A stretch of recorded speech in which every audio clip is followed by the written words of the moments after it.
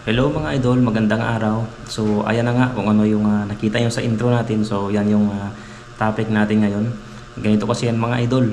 Bibigyan ko lang kayo ng kunting idea. Yung asawa ko nag-order sa online ng drill.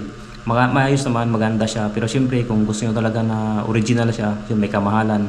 But magagamit yun naman na long time mga idol. Ayan. Pero yung mga drill naman na hindi naman ganun kamahalan, maayos din naman, magagamit din naman natin siya as long as na alam natin kung paano gamitin yung mga nakapicture dito sa drill natin mga idol. So yan na nga, pag hindi nyo alam kung paano gamitin yung nabili yung drill.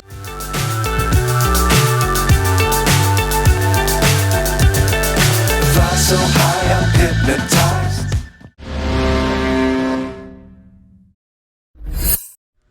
Alright, welcome back mga idol. Magkape muna tayo.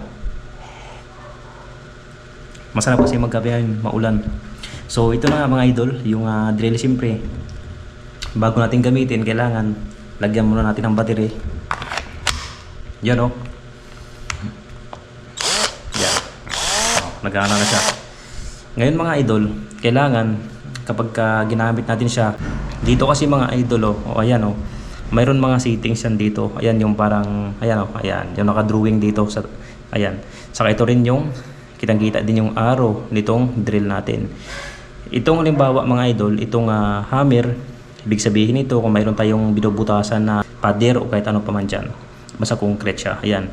So, kailangan ito nakatapat din sa dito sa arrow ng drill natin. Bawa nagbubutas tayo ng bakal or kahoy. Ayan. So, iikutin lang natin ito ha. Maglagay tayo ng screw. Ito yung ginamit natin. So, kailangan nakatapat din dito sa arrow na to yung sign. And then, dito naman, adjust lang tayo. Wala masyadong ano yan dito sa mga numero na to. Kasi ito na naman yung adjustment niya for kung gaano sa kalakas. Yan. Yan. So, ang importante kasi dito, ito yung sign na to, itong tatlo na to na, yan, yung may sign na screw, yung pang butas natin, saka itong hammer. Ngayon naman, ito naman mga idol, tawag naman dito is drill bit. So kung hindi nyo alam kung ano yung kakaibahan nito, dito nyo lang tingnan sa may dulo niya. Halimbawa nitong pang-concrete natin. Ayan o. Oh. Dito sa may dulo niya, ayan, yung parang may kurting ganon, yung arrow niya, yung parang kung titingnan mo siya, parang bahay na pag ganon siya. So ito yung pagkakaiba nila sa ibang drill bit. So ito naman yung sa bakal. Ayan o, yan. Yan yung sa bakal. Then yung pangatlo, ito madali ito ma-identify itong ito naman yung sa kahoy. Ayan o. Yan, medyo may matulis siya na dulo. Ayan, na manipis. Ayan. Ito yung sa kahoy. Ngayon, nag-prepared ako ng mga sample para nga magamit natin tong mga drill bits na to at kung paano nga natin gamitin sa pamamagitan nga ng pag-adjust dito sa mga settings. Okay? So, let's go. So, ayan na nga mga idol, yung sample natin. Siyempre, ito yung hollow blocks. At saka yung kahoy. Wala lang akong makitang bakal mga idol na sira. Kaya wala akong mabutas ngayon na bakal. So, ito lang. So, at least na mas importante yung mga settings natin dito. So, ngayon, bubutas muna tayo ng concrete or yung, ayan, ito yung hollow blocks natin. So, tinapat ko lang sa dito. Ayan o. Yan, nakatapat na.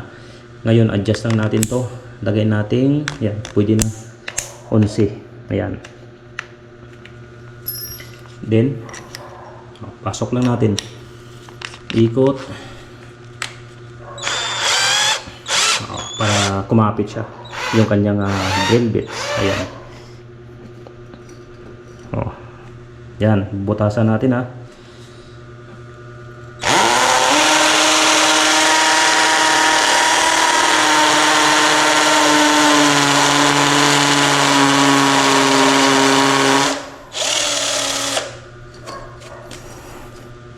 Ayan.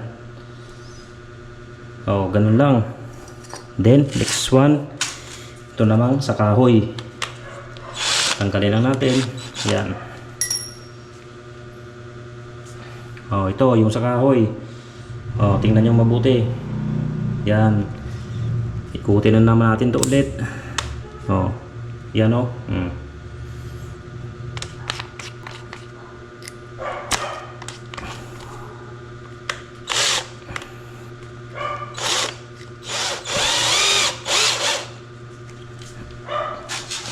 So ito yung bubutasan natin ngayon.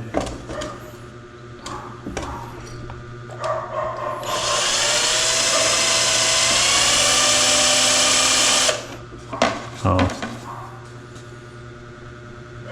Oh, ayan yung butas. Then next one, maglalagay tayo ng screw. Lagay muna natin to, hindi natin pwedeng ilagay direkta dito yung screw. Ito muna. Ganun lang ulit ang proseso. Then tapat lang natin sa screw. Ayan. Oh, ikot.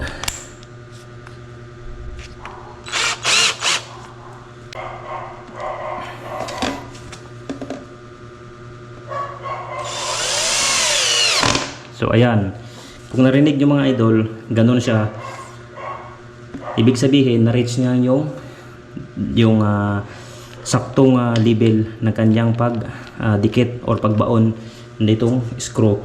Kaya nga, kailangan nakasit sa dito ng pang-screw. Kasi pag hindi, dire-direkta to ang ikot nito, hindi siya tatalbog, masisira yung inyong nilalagyan ng screw.